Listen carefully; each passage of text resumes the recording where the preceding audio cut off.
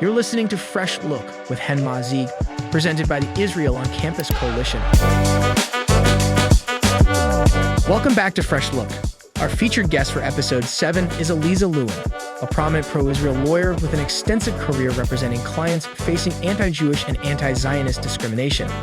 During the show, you'll hear more from Alyza about a range of pertinent legal topics related to Israel and Judaism, including how pro-Israel students are protected by the Title VI of the Civil Rights Act. Alyza Lewin is president of the Louis Brandeis Center for Human Rights under law and co-founder and partner of Lewin Lewin, LLP, where she has specialized in litigation, mediation, and government relations.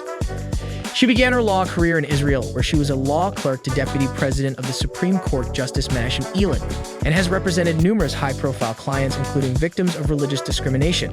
In 2014, Alyza orally argued Zivotofsky v. Kerry, a Jerusalem passport case, before the U.S. Supreme Court. She is also past president of the American Association of Jewish Lawyers and Jurists and serves on the board of directors of the Women's Bar Association of the District of Columbia. Welcome to the show, Alyza. Hello, Alyza. Thank you so much for joining us. How are you? Wonderful, Chen. It's terrific to be here. Thank you.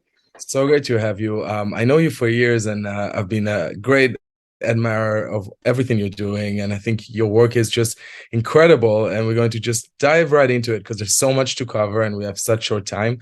And you've been involved in the world of pro-Israel advocacy. I think you mentioned that your dad was crowned as the defender of the tribe once by the Jerusalem Post, which I think is very interesting. I'd love to hear about your upbringing, your work, what led you to where you are now to fight for the Jewish community and for Israel in the legal arena, and your father and all this work that you've done with him. So I grew up in an observant Jewish home. My father is a practicing attorney. He's a litigator. His expertise was really in the area of white-collar criminal defense, but he always devoted, and still does to this day, he's still working, we work together, a very significant portion of his professional time and expertise to work in cases that are really of interest and importance to the Jewish community. So whether it's the area of religious discrimination, trying to make sure that Jews can practice their faith freely and with pride. So he has argued 28 cases before the U.S. Supreme Court, and that includes the case that involved the right to wear a yarmulke in the military. It included the right to put up the large Chabad menorahs, Hanukkah menorahs on the public square. So this is the atmosphere that I grew up in. And I always knew that I wanted to someday be able to work with him because he set that model. I also, growing up, was very well aware that I felt personally, my personal history conflated in many ways the key most important historic moments in recent Jewish history. So on my mother's side, my maternal grandmother was actually born in the old city of Jerusalem when it was still under Ottoman rule. She was a 7th generation Jerusalemite. My family came to Israel in the 1800s, recognizing that that really was our homeland and where we belonged.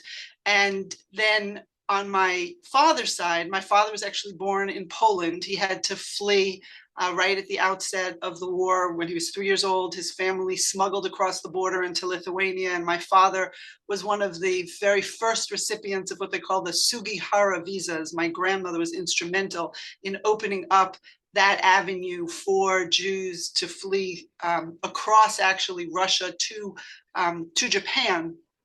And that's how my grandparents and my father made it to the United States. But most of my grandparents' families were killed in the Holocaust. So I always felt this sense of gratitude to the fact that I grew up in the United States, an American citizen, with all of the benefits that bestows, right, and all of the opportunities, and always felt, though, this sense of obligation. Why was I given these opportunities and these skills? And I've always felt a need to be able to use those in a way to try and help the Jewish people. And you're certainly doing a holy work for our community, and I think we all are grateful for everything you're doing. If there would be one or two cases that you've been involved with that are really meaningful to you, because you litigated many high-profile cases that related to Jewish issues, which one or two would that be? You can choose. So two that come to mind are, one was the case on behalf of the family of David Boim, who was a 17-year-old who was killed by Hamas gunmen in a drive-by shooting back in 1996. My father and I represented his family in what was a landmark lawsuit in the United States, which not only exposed the fundraising network for Hamas in the United States, but it created the legal precedent that's been used over and over again since then, which has enabled victims of terror to bring suits in the United States against those domestic organizations that are providing material support for Hamas. We established that principle and that leading precedent in that case. The other case that I would say was particularly meaningful was one that's become known as the Jerusalem passport case. That's the Zivotofsky case. And that was the case that involved the right of an American citizen born in Jerusalem to have Israel listed as the place of birth on their US passport. Many people don't realize that for decades, quite frankly, from 1948 all the way up until 2017, is the formal position of the United States was not to recognize any part of Jerusalem as being in Israel, not east, not west, no part of Jerusalem. Jerusalem was formally treated by the United States as a separate entity, not in Israel. This was originally done in deference to the UN partition plan, which had envisioned Jerusalem as a corpus separatum, like this international city. And so that was most evident. The US policy was most evident in the passport policy, because whereas the general rule for American passport holders is that if you're an American citizen born outside of the US, your country of birth is what's listed as your place of birth on your US passport. So if you have two American citizens and they're born and they're living in Paris and they have a child, that baby's passport will list France, just the country, as the place of birth. For American citizens born in Tel Aviv or Haifa, their passports list Israel, just the country, as the place of birth. But for American citizens born in Jerusalem, because the United States did not recognize Jerusalem as being in Israel, they would put Jerusalem on the passport instead of Israel, because Jerusalem was a city without a country, so there was no country to list. The problem is the State Department's policy went further than that. It would bend over backwards to accommodate those individuals who were opposed to Israel's very existence. So for example, if you had an American citizen who was born in Haifa and their passport would say Israel, and they were opposed to having that listed as their place of birth on the passport, the State Department would accommodate them and would take Israel off the passport and would list Haifa instead. This went so far as to also agree for American citizens who were born in the area of Israel before 1948, so they could have been born in Tel Aviv or Haifa or Jerusalem or anywhere else in what's now considered Israel. If they requested it, the State Department would agree to list Palestine as the place of birth on their passport, even though the general rule required that the current sovereign be listed as the place of birth. So for example, for citizens born in Kiev, when it was part of the USSR, their passports list Ukraine as their place of birth. Right. But for Israel, the State Department was ready to make an exception and list Palestine for those who were born before 1948. Was So in there 2000, any to this in any other country, or is it just no? in terms of the current sovereign, no. In terms of allowing people now to take the current sovereign off the passport, that was something that was explicitly, when we began this lawsuit, listed as something that was offered for citizens born in the area now known as Israel. It has since been broadened, so now anywhere in the world, whether that you can take off the country of birth. But what happened in our case is that Congress actually passed a law in 2002 trying to correct this inequity. And what they said in the law is that if an American citizen is born in Jerusalem and they ask for their passport to say Israel, then the State Department shall list Israel as the place of birth. But when that law was passed, President Bush issued a signing statement and said this piece of the law, because it was one part of a much larger law, we're not going to follow, because he said it impermissibly interferes with my exclusive authority as the president to engage in matters of foreign policy. A couple of weeks after that law was passed, a very old friend of mine, for years, not old in age, but old in length of time, gave birth to her third child, her first child born in Israel, and the child was born in Jerusalem, in Shaare Zedek Hospital, which is in a part of Jerusalem that's been under Israel's control since 1948. When I called her to wish her a Mazel Tov, I encouraged her and her husband to see what would happen if they requested Israel be listed as a place of birth on their child's American passport.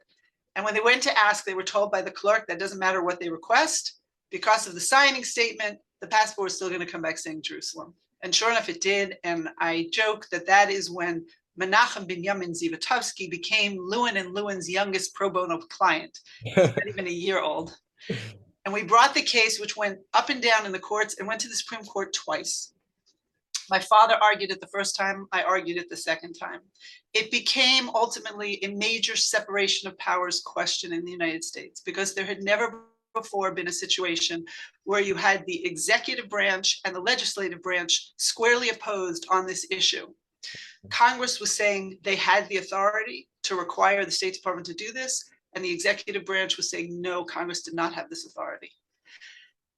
At the end of the day, I argued the case. That is meaningful experience for me, because honestly, it was not only my first oral argument before the Supreme Court, it was actually my first oral argument before any court. The nature of my father's and my practice is that he loves litigation. He's always loved litigation. He loves going to court. I much prefer mediation and negotiation. And so the joke in our firm always was, you want to settle the case, go talk to Alyza. You want to litigate the case, go talk to her father. So the result of that was I would always sit second chair for my father in the oral arguments. But with the encouragement of my father and the client, I did do that oral argument. And whereas my father won his first argument, I lost the second argument, which was very surprising to me, at least, because everyone was on our side. We had all 100 senators. If you can imagine anything today, having all 100 senators agree upon. All 100 senators filed an amicus brief in support of our case. We had states attorney generals, legal scholars, the whole Jewish community from right to left, Orthodox, conservative, reform, everybody on our side. There were only 3 briefs filed on the other side. One by the Arab American Anti-Discrimination Committee, which was filing its first brief in the whole case. In all 13 years, they'd never filed a brief. And the first time in the Supreme Court, we pointed it out, saying how important could this be if they've never filed a brief, so they filed one. We had a group called True Torah Jews, which are the Neturei Karta, who oppose the existence of the modern state of Israel. They filed, and then a disgruntled taxpayer in California. That was it. So I was very surprised. I thought that we would win this argument, particularly because we gave the Supreme Court an out. We told them that they could do like what, and now we have Taiwan in the news again, but it's like what Congress did with Taiwan. Congress allowed people born in Taiwan to put Taiwan as their place of birth on their passport. And when that angered the Chinese, the State Department issued its disclaimer saying this doesn't change our foreign policy. We still recognize China as sovereign, but we're letting people identify as they choose. Do the same thing here. Let people who feel they're being born in Israel, they're sabras, let them put that on their passport. And if you want to say this still, the status of Jerusalem still awaits diplomatic resolution, and fine, do that. But the court didn't decide to go that way. The court instead said that Congress had gone too far because Congress was trying to push the executive branch to talk out of 2 sides of its mouth. On the one hand, it was trying to get the State Department to put on a passport that Jerusalem's in Israel. But on the other hand, you had the executive branch saying that Jerusalem wasn't in Israel. And an extreme example of that is when President Barack Obama delivered the eulogy for Shimon Peres on Har Herzl, on Mount Herzl, which is in a part of Israel, part of Jerusalem that's been under Israel's control since 1948. The White House issued a copy of the president's eulogy with the tagline, Mount Herzl, Jerusalem, Israel. And a few hours later, the White House issued a corrected version of that eulogy, with the only correction being a line strike through the word Israel, suggesting that Har Herzl, the Arlington Cemetery of Israel, is somehow not in Israel. So The only thing that, one thing that the court did in addition, when it struck it down, is it then went further and said, and you know what? Even though, and we had provided all sorts of documentation and history showing that from George Washington through Abraham Lincoln, presidents never treated the recognition power as a power exclusive to the president, the Supreme Court held that this recognition power is exclusive to the president, that the president has the exclusive authority to recognize foreign sovereigns. I was actually devastated at that point. I thought, how did we lose? And then I began to wonder, maybe if my father had argued and I hadn't argued, would the outcome have been different? But you have to realize that this opinion was issued during the Obama administration, and nobody anticipated a president like President Donald Trump. And along came President Trump, and what he did is he recognized Jerusalem as the capital of Israel. Sorry, he recognized Jerusalem as the capital of Israel and the Golan Heights as being in Israel. And whereas many of your viewers may know that the knee-jerk reaction of attorneys to pretty much everything that President Trump did was to run into court, to file for injunctions, to block it from having any effect. They filed lawsuits about his immigration policies, healthcare policies, tax policies, how he runs his hotel. Hundreds of lawsuits were filed. And yet not one single lawsuit was filed challenging his recognition of Jerusalem as the capital of Israel or his recognition of the Golan Heights as being in Israel. And there's one reason for that. That's our lawsuit. Because in the Zivotofsky case, the Supreme Court of the United States held that the President of the United States has the exclusive authority to recognize foreign sovereigns. So when President Trump did that, he was exercising and utilizing an authority that the US Supreme Court had already held was exclusively his. So unless and until there's another president who turns around and decides to recognize sovereignty differently, that is the formal legal position of the United States, is that the Golan Heights is part of Israel and that Jerusalem is the capital of Israel. In October 2020, as a result of that is when we finally got the passport policy changed. And the US ambassador to Israel, David Friedman, at a ceremony gave our client, Menachem Zivotofsky, who is now turning 18 years old at the time, the very first US passport to formally list Israel as the place of birth for a citizen born in Jerusalem. And now the policy is that any American citizen who requests it, the State Department will list Israel as their place of birth on their US passport. That has to be the most meaningful case I've argued to date. It sure sounds like it, and it's amazing that it's a case that you didn't even win, but still have such an impact on generations to come. That's amazing. What an incredible story, and so inspirational. And I think another big case that have made the news recently is the Ben & Jerry's case, where Ben & Jerry's decided, well, Ben & Jerry's that is now owned by Unilever, or now not owned by Unilever, you'll explain all of this to us in a second, has decided to boycott Israel or to join the boycott movement. It's a bit confusing to some of our viewers, and because you were being so involved and was able to change the resolution. Oh, I mean, there's so much to it. Why won't you take us through the whole case in the short time we have? Sure, let me try and clear up the confusion about Ben & Jerry's. So Avi Zinger is the key to clearing up this confusion. Avi Zinger is the manufacturer and distributor of Ben & Jerry's ice cream in Israel. Avi Zinger, many years ago, before most people in the United States even knew what Ben & Jerry's was, he brought Ben & Jerry's to Israel. He had been living in the States for years, and his children got to be school age, wanted to move back to Israel, was trying to think of what's a business that I could bring to Israel. And he tasted this brand new ice cream that had come out of Vermont. And he said, oh, premium ice cream. They don't even know what that is in Israel, right? High quality premium ice cream. I'll try, let's see if I could bring this to Israel. So he actually met with Ben Cohn and pitched the idea to him. And Ben thought it was a wonderful idea. And so with a contract that was under 3 pages long is how they originally arranged for Avi Zinger to become the licensee. He was not even a franchisee. He was the only licensee that Ben & Jerry's had, even to this day, around the world.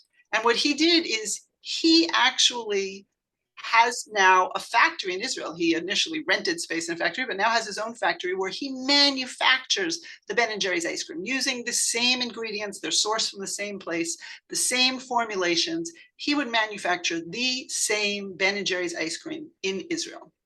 He would sell it. It's one of the reasons why Israel is the only place where you can get kosher for Passover Ben & Jerry's ice cream, because he koshers his factory for Passover. And he even makes a special Passover flavor called charoset, which you can't get anyplace else in the world. But that's Avi Zinger. What happened is about a decade ago, the boycott, divestment, and sanctions movement, the BDS movement, started pressuring Ben & Jerry's in Vermont to stop and end its relationship with this licensee in Israel with their distributor. They started with letters to the company. They increased and ultimately started with online petitions. And then they went and targeted the free cone days, which are the days that the different shops, the Ben & Jerry's shops around the country, give out free ice cream. And so you have lines of people down the street waiting for their ice cream cone. They started handing out leaflets to all these people with very antagonistic, deceptive flyers, criticizing the fact that Ben & Jerry's was selling in Israel, and particularly in Judea and Samaria and the West Bank. And so the pressure grew, and the company continuously pushed back against it until in May 2021, as we know, there was the conflict with Hamas in Gaza. And online, as I know you saw, everything exploded. The pressure mounted to unbearable levels. And it was soon after that that the Ben & Jerry's board in Vermont was insisting that Avi Zinger had to stop his sales over the Green Line. And that meant that he had to stop distributing his ice cream in East Jerusalem, in Judea and Samaria, and the West Bank, including in Palestinian cities where he was selling it. Right, and that's the board that is are they like the board of directors of the company, or? So what happened is in 2000, Unilever merged with Ben & Jerry's. As part of that agreement, they agreed that there would be an independent board of directors of Ben & Jerry's in Vermont that would still have a say in matters of the company's social mission. That's the independent board that we're talking about. Okay. And so Ben & Jerry's in Vermont pushed this pressure on Avi. Avi Zinger said, I can't do that because I can't stop those sales because that's a violation of Israeli law. Israeli law not only has an anti-boycott law, it also has an anti-discrimination law, just like we have in the United States, which says that when it comes to the provision of products and services, you can't discriminate. You can't discriminate. And it has a whole list of categories, just like we have in the United States, talks about how you can't discriminate on the basis of race or color or national or ethnic origin or gender, or the whole list that we have and more. And in Israel, it also includes residence. In other words, you cannot discriminate and say, I will not provide you services based on where you live. And that's what they were asking Avi to do.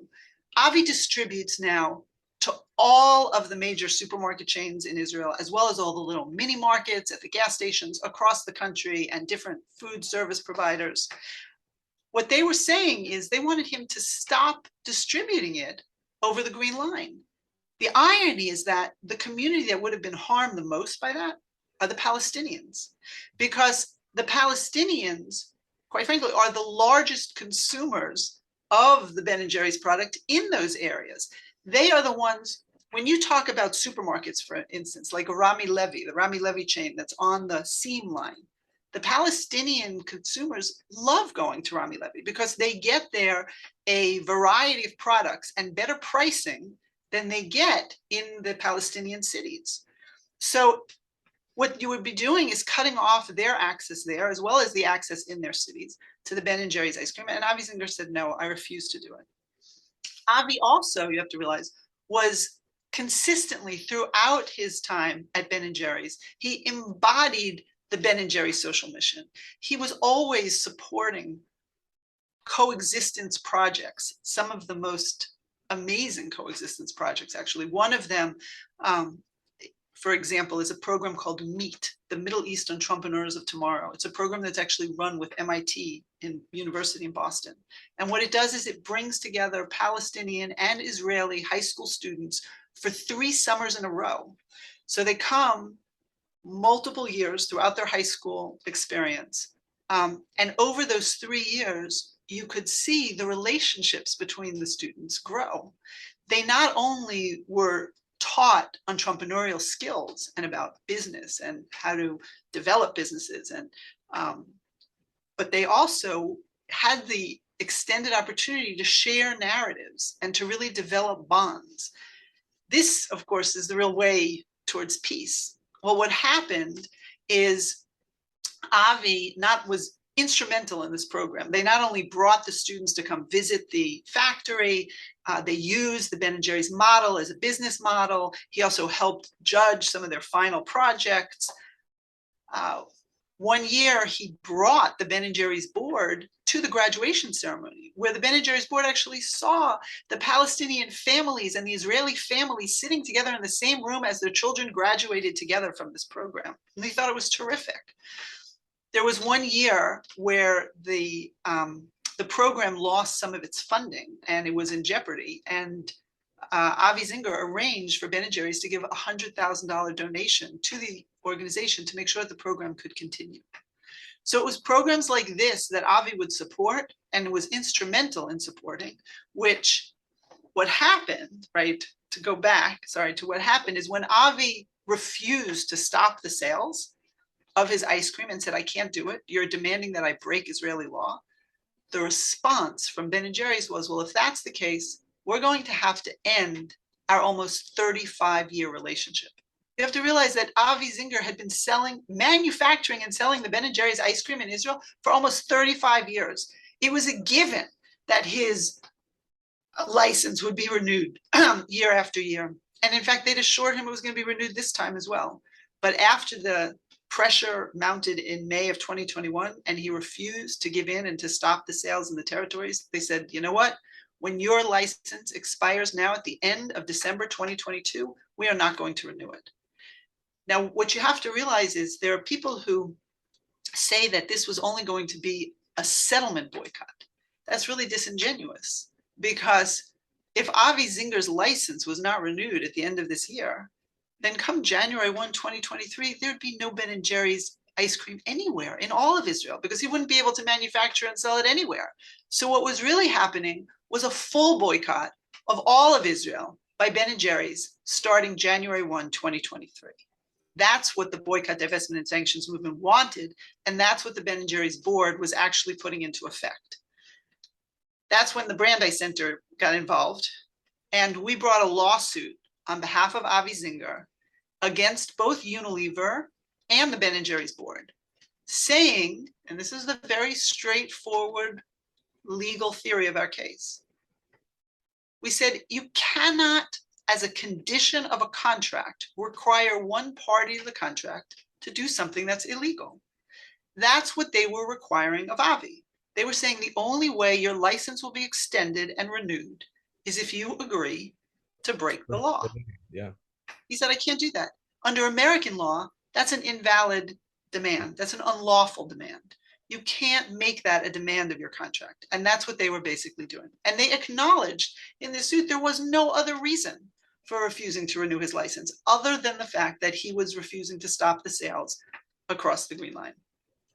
So we brought that lawsuit, and that's what ultimately led to the negotiations that led to the settlement. And to Avi's credit, Avi realized very early on that this matter went way beyond just a business dispute between him and Unilever or Ben & Jerry's, that this was a matter of importance to the Jewish people, that any resolution that he worked out had to encompass a response to this boycott, divestment, and sanctions movement. And so that's what he did. And the result is that Unilever turned around and not only publicly stated its opposition to the boycott, divestment, and sanctions movement, but what it did is it made it impossible now for this movement to do what it wanted to do. The movement wanted to stop all sales of Ben & Jerry's in Israel, anywhere in Israel.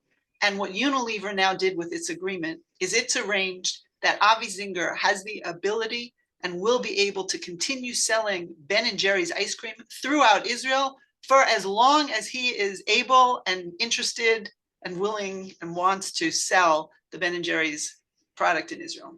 What they did is they sold to Avi their Hebrew and Arabic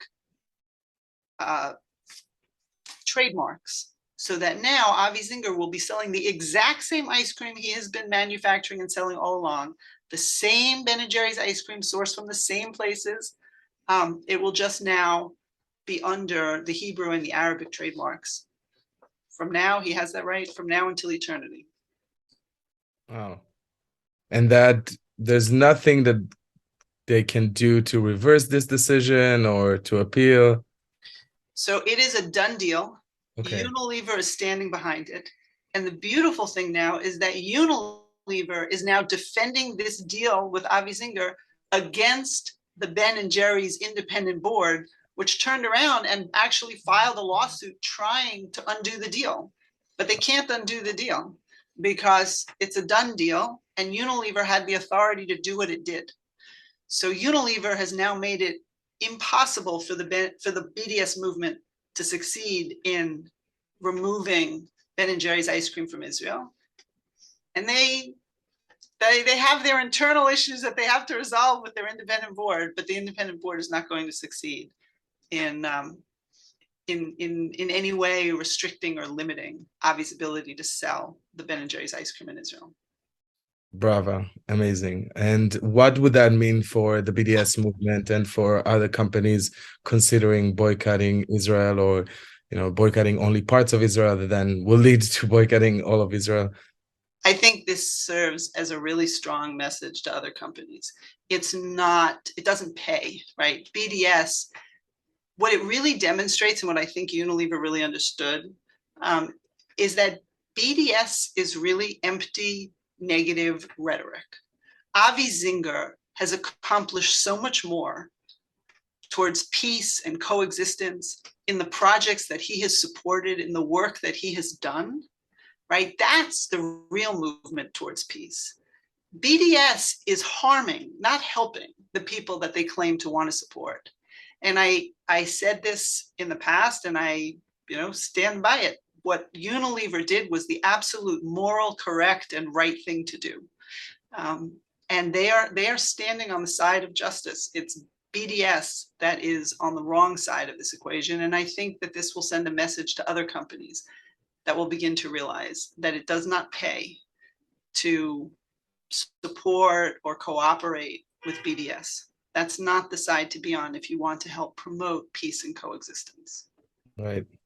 Right on. And I think that's also the message that you're trying to relay to students and universities that are handling situation where Jewish students are being discriminated. And just last week, the Office for Civil Rights announced that they would investigate the claim you helped Rose Rich file against USC.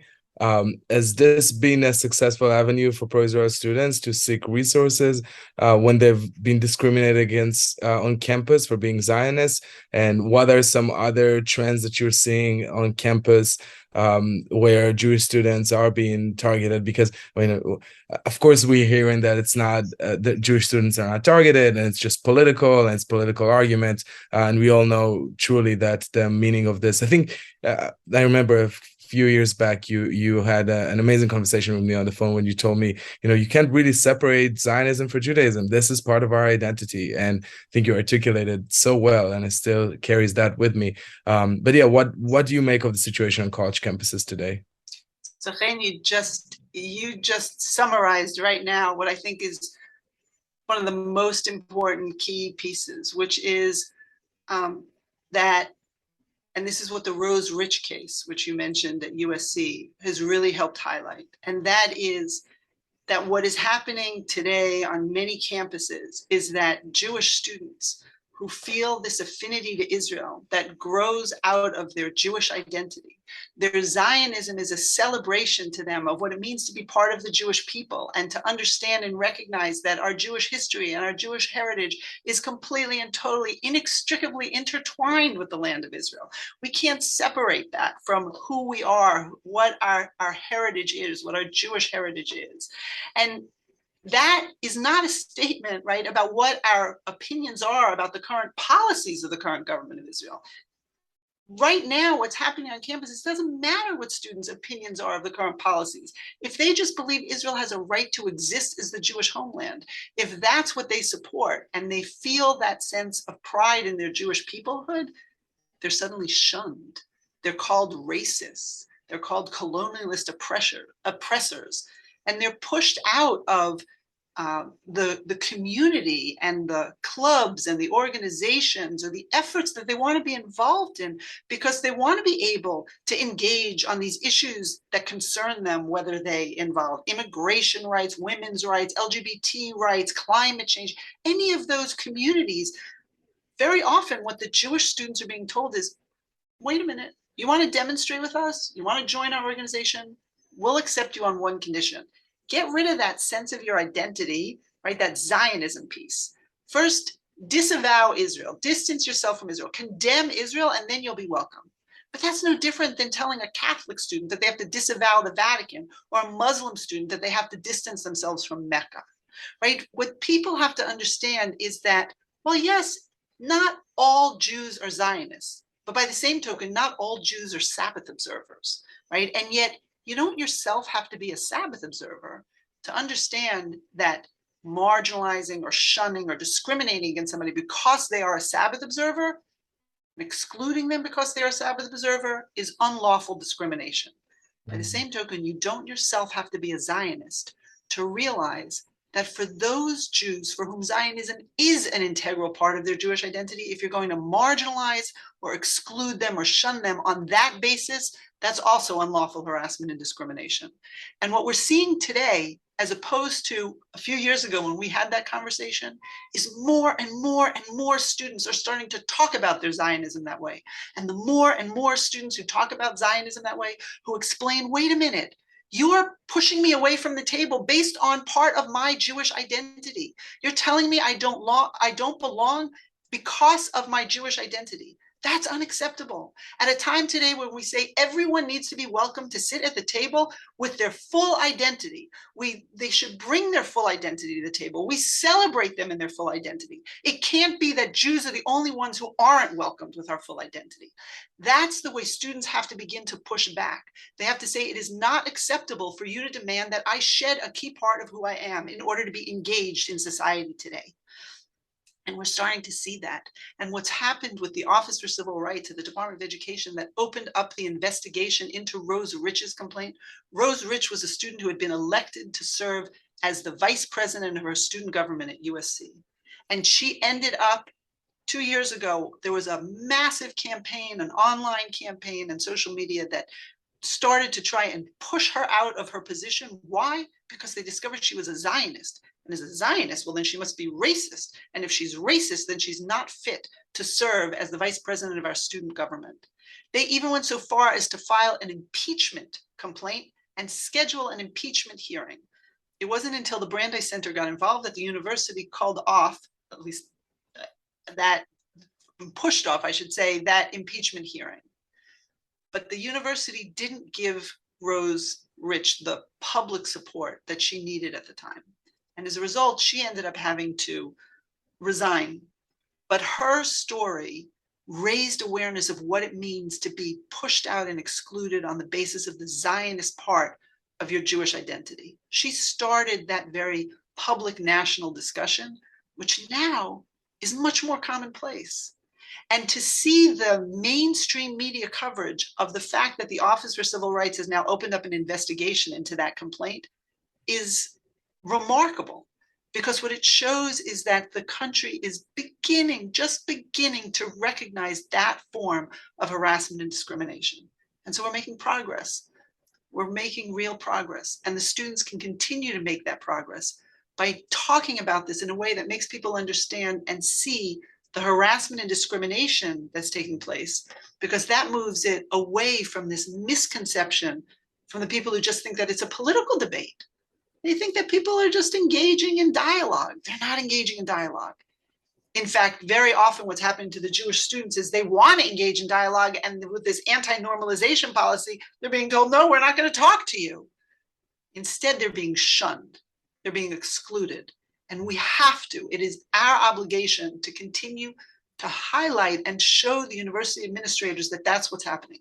Because once they understand it, they act. They act because they really don't want, they don't want anybody on their campus to be shunned or marginalized or excluded. It helps that it's also against the law, and they have to protect students from that kind of harassment and discrimination. But they really do want to make sure that that doesn't happen to their students. Right. So the students, if they continue to articulate it that way, I think will be much more successful in being heard. Right.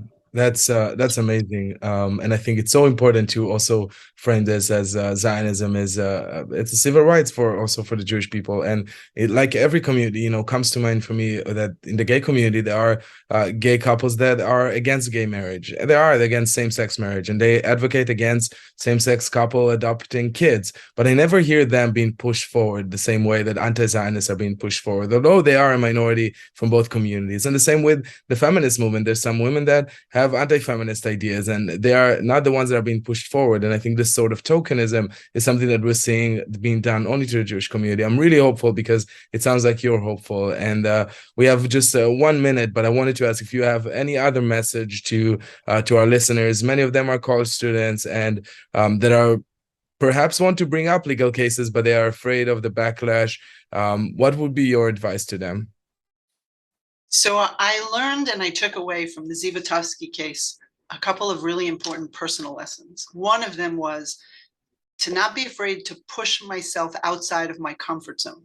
To say that it was nerve-wracking for my first oral argument ever to be an oral argument before the Supreme Court is putting it mildly. That was way outside my comfort zone. And yet it was probably one of the most important decisions I've ever made, both professionally and personally. The second is to never, ever give up. What I thought was my biggest loss turned into a tremendous success story.